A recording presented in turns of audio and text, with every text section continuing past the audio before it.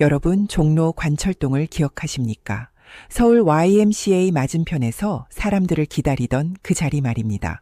종로 서적 뒤편으로 이어지던 그 골목은 밤이 되면 숨을 쉬는 거리였습니다. 퇴근한 직장인과 학교를 마친 청춘들이 한꺼번에 몰려들던 곳이었습니다. 어깨를 부딪히지 않으면 한 발짝도 나아가기 힘들던 그런 거리였습니다.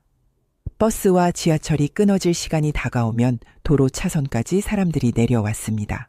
택시를 잡기 위해 따불 따따불을 외치던 소리가 밤 공기를 가득 채웠습니다. 그 시절 관철동은 그냥 거리가 아니라 하나의 문화였습니다. 사람이 모이면 돈이 돌고 돈이 돌면 웃음이 생기던 시절이었습니다.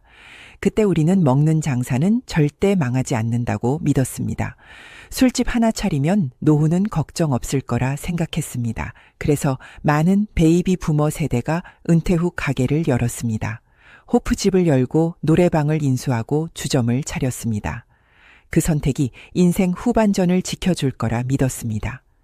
그러나 다시 찾은 관철동의 밤은 너무 조용했습니다. 불빛은 여전히 반짝였지만 기운이 없었습니다. 초겨울 찬바람 때문이 아니었습니다. 사람이 없었기 때문입니다. 오늘은 목요일 밤이었고 그나마 이 정도였습니다. 금요일부터는 이미 주말의 시작이 되어버렸기 때문입니다. 이제 밤은 길지 않습니다. 목요일 저녁 몇 시간만 반짝하고 끝납니다.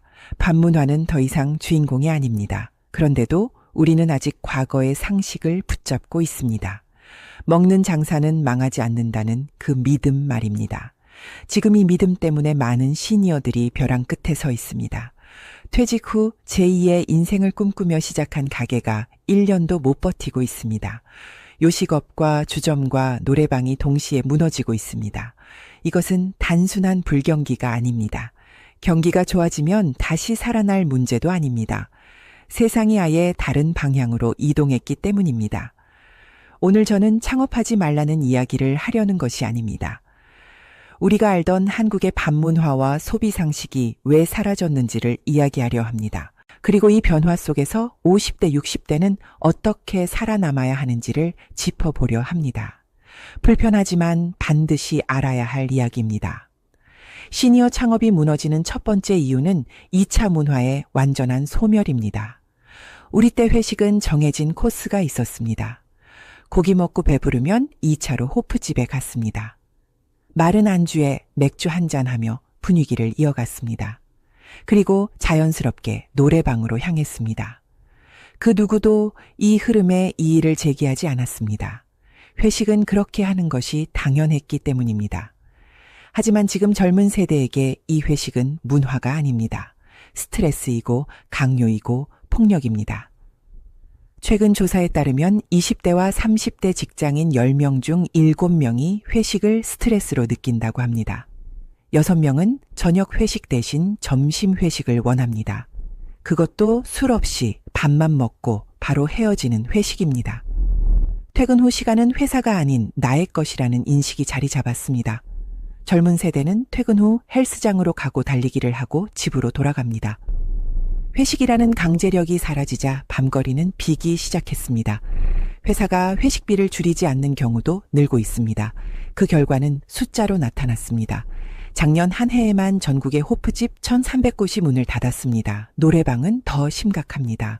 10년 전 3만 5천 개에 달하던 노래방이 지금은 2만 5천 개로 줄었습니다. 젊은 세대는 단체 노래방을 찾지 않습니다. 스마트폰으로 노래를 듣거나 혼자 코인 노래방을 갑니다. 넥타이를 머리에 메고 탬버린을 흔들던 문화는 끝났습니다. 이제 박물관에서나 볼 장면이 되었습니다. 하지만 많은 시니어들은 이 변화를 체감하지 못했습니다. 왕년에 잘 되던 기억만 믿고 창업에 나섰습니다. 그 결과 시장과 정면으로 충돌하고 있습니다. 두 번째 이유는 물가와 대출이 지갑을 완전히 닫아버렸기 때문입니다. 생맥주 한 잔이 7,000원입니다. 소주 한 병이 6,000원입니다. 안주 하나가 4만 원을 넘습니다. 술 한 번 마시면 30만 원이 훌쩍 넘어갑니다. 월급은 그대로인데 물가는 미친 듯이 올랐습니다. 그래서 사람들이 가장 먼저 줄이는 것이 유흥비입니다. 우리 시니어들도 예외가 아닙니다. 이제는 카드 긁기가 부담스럽습니다. 차라리 집에서 혼자 한잔하는 것이 마음 편해졌습니다. 젊은 세대는 더 냉정합니다. 술값 대신 저축을 선택합니다. 이런 상황에서 빚을 내 가게를 여는 것은 불 속으로 뛰어드는 일입니다. 현재 자영업자의 평균 부채는 4억 원을 넘습니다. 퇴직금과 평생 모은 돈이 임대료와 인건비로 사라지고 있습니다. 세 번째 이유는 인구 구조와 라이프 스타일의 근본적인 변화입니다. 우리 때는 뭉치면 살고 흩어지면 죽는다고 배웠습니다. 지금은 정반대입니다. 뭉치면 피곤하고 혼자가 편한 시대입니다. 1인 가구는 이미 1,000만 세대에 육박했습니다. 이 흐름은 멈추지 않습니다. 혼자 사는 사람들은 밤늦게 술을 마시지 않습니다. 편의점에서 맥주를 사서 집에서 조용히 홈술을 합니다. 밥도 배달로 해결합니다.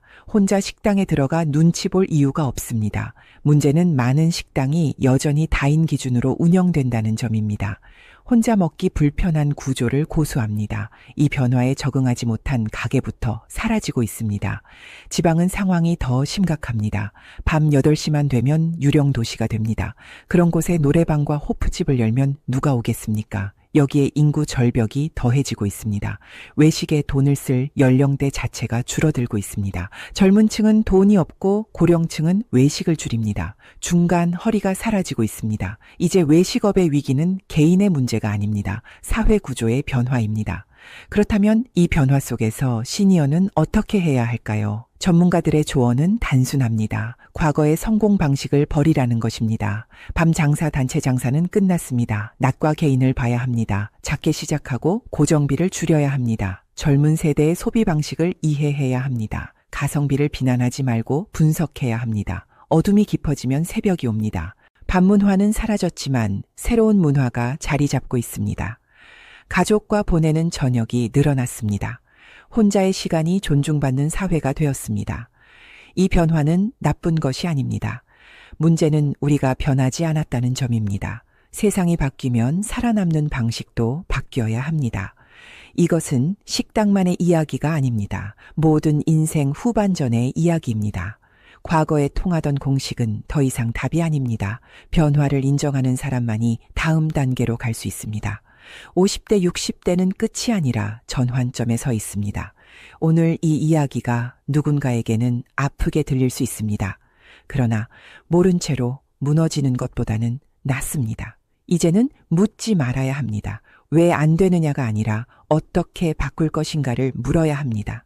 인생 후반전은 아직 남아 있습니다. 다만 방식이 달라졌을 뿐입니다.